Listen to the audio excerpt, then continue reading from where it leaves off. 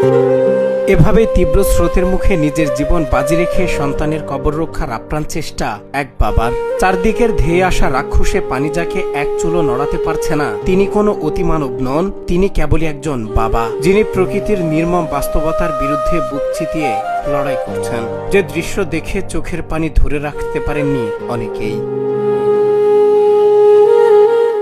মানুষ বন্যায় নিজের ঘর আর শেষ সম্বলটুকু বাঁচায়, কিন্তু এই বাবা বাঁচানোর চেষ্টা করছেন তার কলিজার টুকরো সন্তানের শেষ চিহ্নটি, যেখানে পরম শান্তিতে ঘুমিয়ে আছে তার আদরের সন্তান। সেই কবরটি গ্রাস করতে ধেয়ে আসছে পানির উত্তাল ঢেউ। একদিকে নিজের জীবনের চরম ঝুঁকি, অন্যদিকে মৃত সন্তানের প্রতি সীমাহীন ভালোবাসা। এই দুয়ের মাঝে দাঁড়িয়ে এক বাবার একাকী লড়াই আজ স্তব্ধ করে দিয়েছে সবাইকে।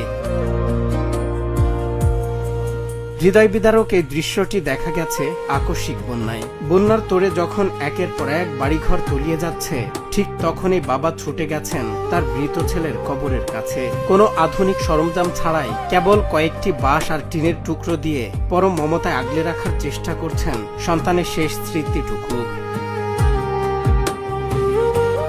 নিরাপদ আশ্রয়ের খোঁজে ছুটতে থাকা মানুষগুলো বাবার এই মরিয়া চেষ্টা দেখে চোখের পানি ধরে রাখতে পারেননি। স্থানীয়রা বলছেন, সন্তানের প্রতি বাবার ভালোবাসা যে কতখানি নিঃস্বার্থ হতে পারে, এই দৃশ্য তার এক জীবন্ত উদাহরণ। সামাজিক যোগাযোগ মাধ্যমে এই ভিডিওটি ভাইরাল হতেই শেয়ার করে কোটি মানুষ আজ এই বাবার ভালোবাসাকে ধন্যবাদ জানাচ্ছেন।